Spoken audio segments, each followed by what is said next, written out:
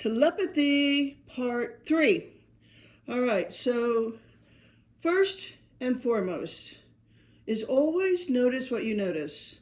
There are signs all around us, right? There's wildlife, there's birds, there's numbers for sure, there's signs on the road, stickers on people's cars. The universe, or should I rather say your spiritual team, they're talking nonstop. They never shut up. Why is that? Because most of us are not listening. We're just doing our conditioned, pre-programmed life being a NPC, a non-playable character. We are conditioned into distractions. We are conditioned to stay in a loop, a closed loop, that is. We are not trained for critical thinking. We are trained in what to think and how to think. So do you see how it can be difficult for your spiritual team to make contact with you?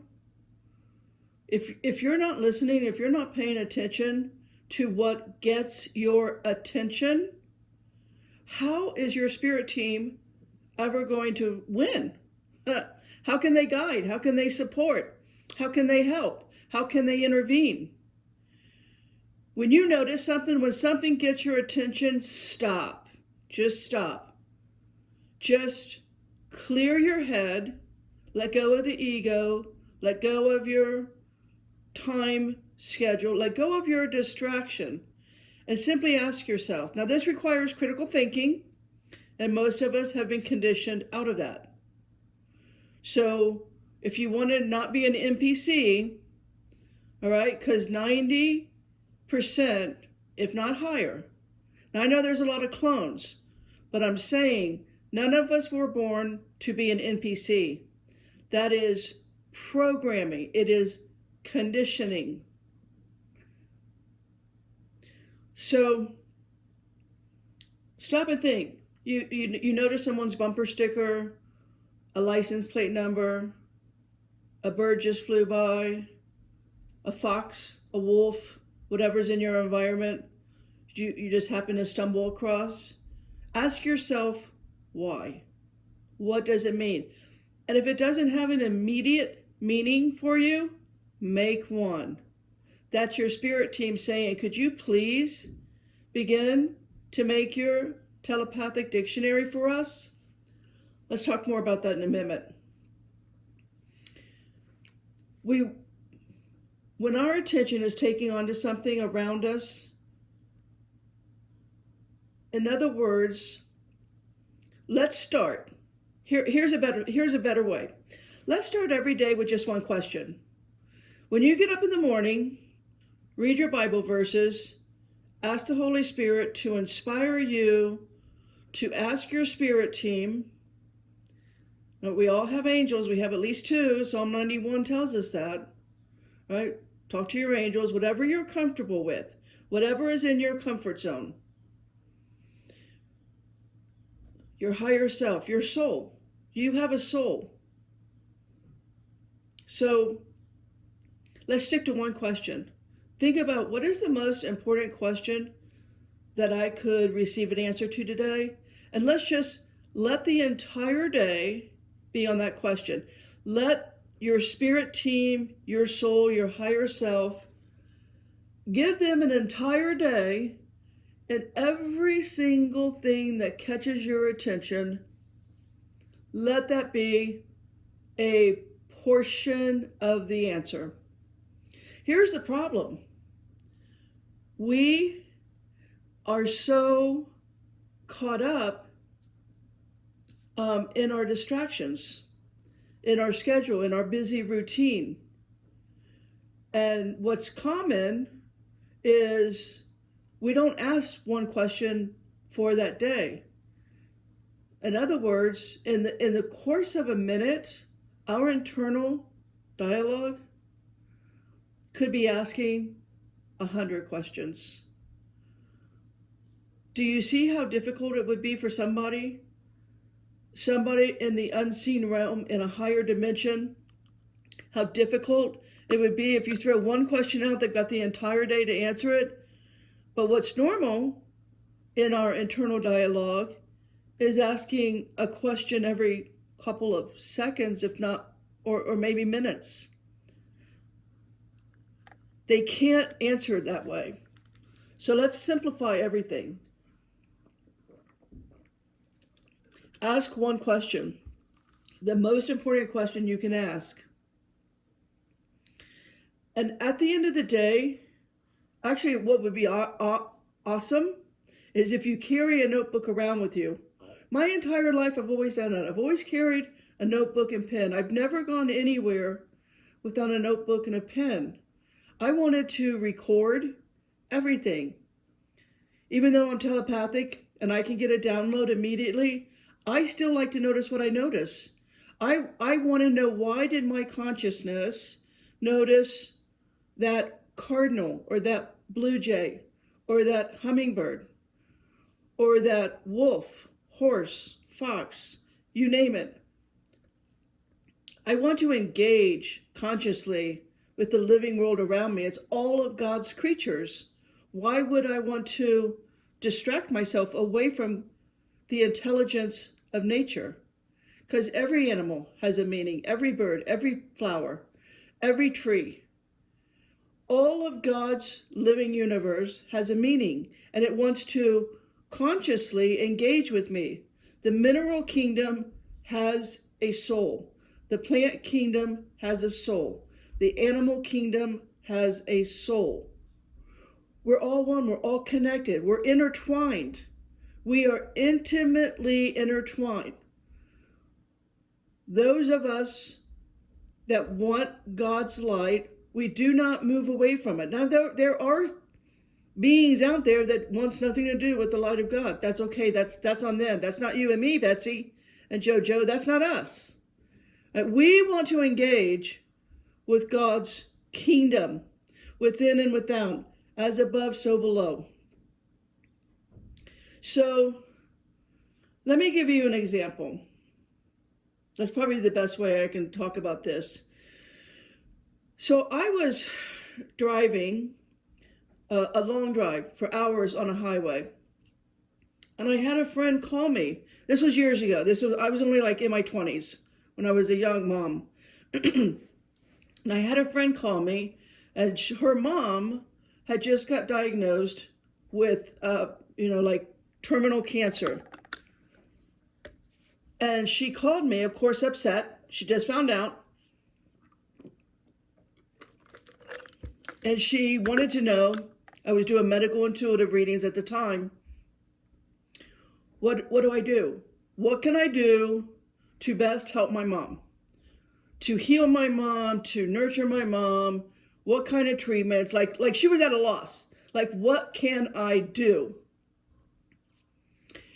And because I like to engage with the world around me, instead of going and being telepathic with her guides or my guides, I decided to let the world around me respond. What was the first thing I noticed after she, gave me that news? I saw, driving down a highway, a gigantic poster for Cracker Barrel, a restaurant. Right? In the Midwest, we have Cracker Barrels. Well, even Flagstaff, I think, here in Arizona has a Cracker Barrel.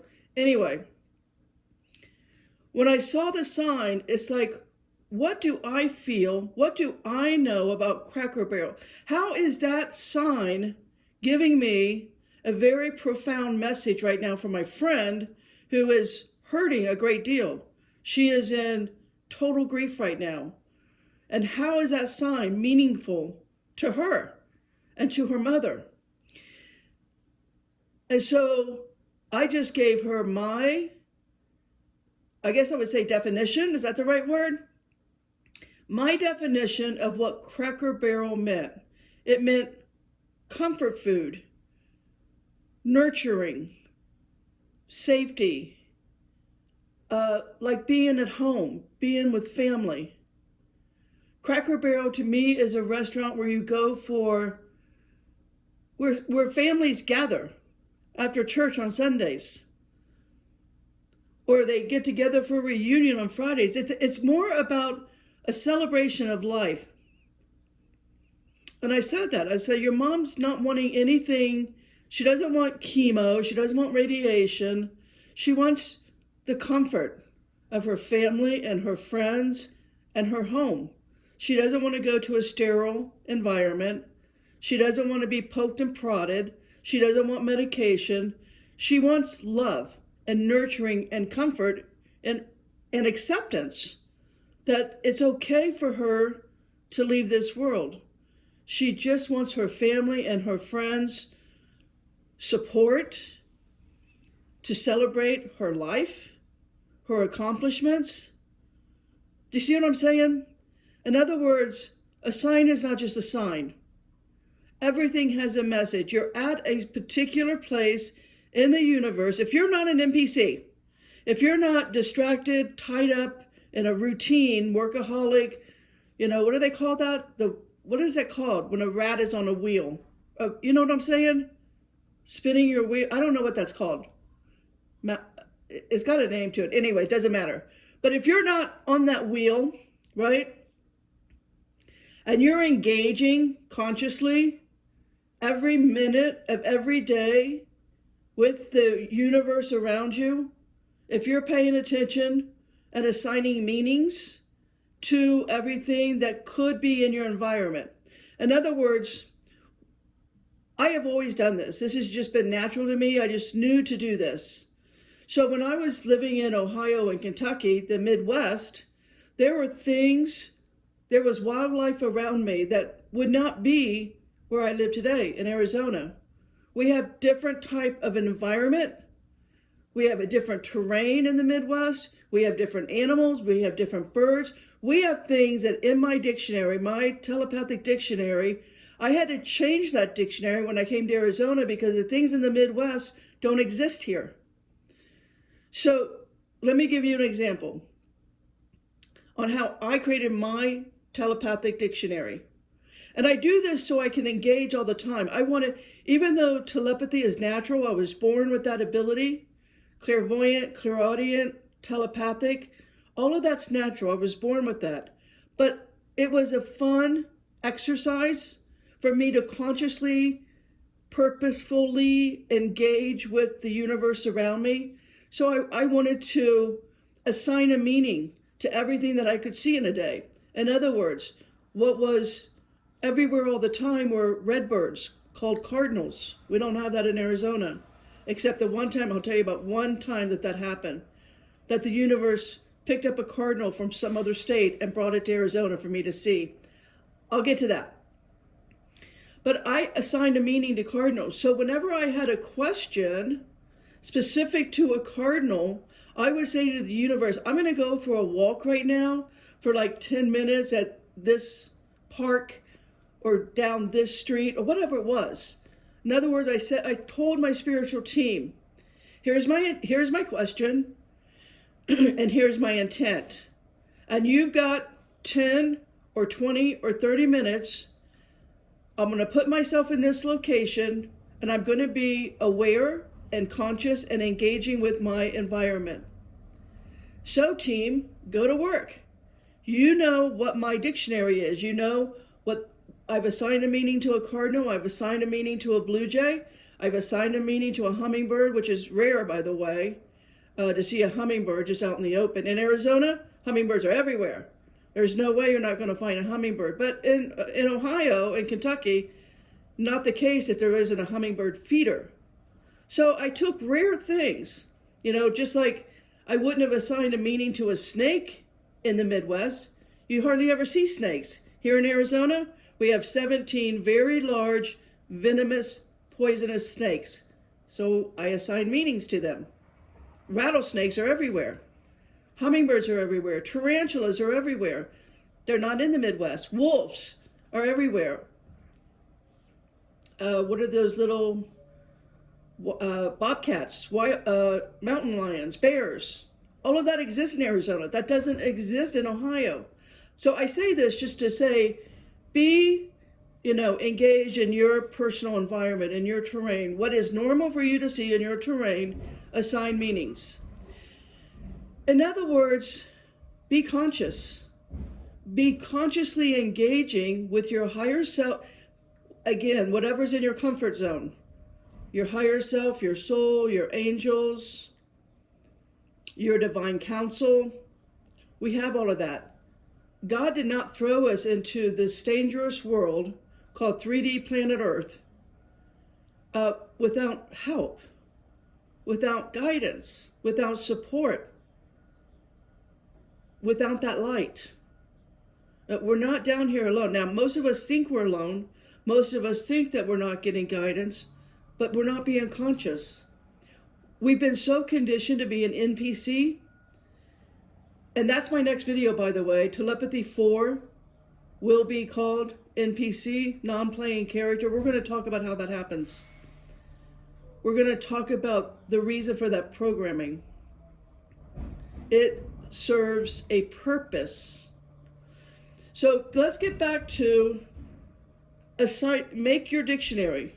If you really want to get engaged with your spiritual team, think about assign to all of your memories, to all of your family members, to all the people that you engage with or interact with in life, give them a meaning. In other words, growing up, you had family members. Some were very active in your life, some were not. And so the active members, be the aunts, uncles, cousins, siblings, neighbors, whatever was you were interacting with on a daily basis, in your dictionary, put down their name and put down your relationship with them, what you truly think about them, how you feel about them. Talk about the most prominent memories. In other words, in telepathy, when a telepathic person is wanting to engage with you, they are able to, I don't want to say probe, maybe the word is scan. They're able to scan, we have like this holographic field, right? They're able to scan your most important and treasured memories with people. So if they're trying to convey a concept to you, let's say you're trying to discern a situation and you're getting a telepathic answer, what they're going to do is quickly scan your memories for positive or negative feedback. And that's what they're going to give you. They're going to say, the concept of your cousin Annie, the time when you were 12 or 18 or 30, whatever it is, they're going to pull up in your consciousness, in your innermost first thoughts, they're going to pull up memories. And you know if that memory is good or bad or traumatic or abusive or fill in that blank. Do you understand what I'm saying? You want to become consciously aware of your life up to this day. And you want to make that part of your holographic field. Like when I'm trying to discern a positive situation, a positive person, a positive path for me to follow, these are the people, these are the memories, these are the signs that I would like around in my universe. Another example. I remember assigning a field of green grass. And for me, a field of green grass was you can relax, you can lie down on the grass and be healed, be nurtured, you can let go of the trauma and the abuse, you can let Mother Nature, give you her intelligence, her harmony, her balance. She can absorb, without hurting her, all of your negativity, all of your trauma, all of your abuse. So you see, a field of green grass to me was something that was incredibly nurturing and supportive. So if I'm trying to discern something, and I'm not right away getting a telepathic response, I can get that memory, that visual. That's what in telepathy, sometimes they talk, sometimes it's a feeling, sometimes it's a download, sometimes it's fast and furious, sometimes it's something as simple as a memory. But when you're consciously engaged with your life and your environment around you, you're always assigning meaning. Now, that's what the Native Americans did. That's what you and I, Betsy, our ancestors did for millions of years. We understood nature around us. We understood the meaning of every animal. We understood the life cycles. We understood who was a predator, who was not a predator. It's how we survived. By living in harmony with the intelligence of nature, the intelligence of the mineral and the plant and the animal kingdom, it meant our very survival. We need to get back to that kind of understanding. When I studied the life of Cochise and Geronimo, what they learned is how to live, to hunt, and to hide from predators from every single animal that was natural in their environment, which was Arizona and New Mexico for Geronimo. That's how over, what was the number? Over 5,000, I think it was more close to 10,000. Anyways, 10,000 men could not catch Geronimo because he lived and acted like the animals in his environment. Now, I say that only because you can go, when it comes to meanings of animals, if you don't yourself want to assign a meaning to an animal, in the collective consciousness, there is a huge history about the meaning of animals given to the indigenous people where you live. So whatever the Native Americans in your area was, look at the meaning they assigned.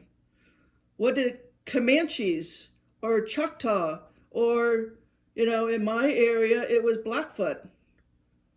What meaning did they assign? Or you can look at an overall, a book out there forever, since probably the 80s, is a book by the Native Americans called Animals Speak. I always had that book. So if I did have a rare sighting when I traveled of a bear, like when I climbed the 14ers in the Rocky Mountains, you would run across animals that I did not have in the Midwest. So I would look to something like Animals Speak for a native in that area when I traveled. What did they mean by those animals? For them, it was medicine. So it wasn't about as much of the meaning of the animal. They referred to it as the medicine, the totem of the animal. If we can get back to living in harmony with the intelligence that's all around us, and I'm not talking about people. That's not the intelligence I want to align with. Not the 90% of the population living on planet Earth today are either clones, they have no soul, or they've been conditioned into becoming an NPC. So that's what I mean by a telepathic dictionary. You want to make your life engageable, right? Make it pull up all of the characters, all of the people that's been in your life, important ones that were healthy, ones that inspired you. Give all of that a positive holographic, here you can scan this and bring this to memory so I know how to discern better and make better decisions. And more importantly, not respond and interact in life as an NPC, as a conditioned workaholic on that, is it rat race? Is that what it is? Rat race? Something like that? Anyways, I'm not just spinning my wheels. And then also have that negative, that traumatic or abusive all of us have had those traumatic experiences. We've all gone through, and we're going to engage in negative stuff. But use that proactively. So when you come across something that you can't immediately discern, that your spirit team can pull up a memory that is abusive, that is traumatic, that did not work out well for you, right? And your spirit team can recall for you, bring up to your frontal, cortex, a memory that had a negative impact. So, in other words, I remember having so many people way back in the day, 4 years ago, when I first started putting out videos, I would have people more responsive to me. And they would ask questions like, how do we discern? How do we know who to follow? Because there's so many social media gurus. That's going to be the next part 4, is I'm going to talk about why the NPC social media prophets, gurus, spiritual teachers, why so many follow their narrative. They're a certain stage of NPC, and they're meant to have audiences of millions of people. It's a controlled condition narrative that is so familiar. At the core, you don't understand that you're not being consciously aware with critical thinking skills, and you're blindly following. So let's get to that. I'm more excited about that part of telepathy. It's more about the critical thinking and the conscious engagement and not following a script. Amen, Potter? Potter out.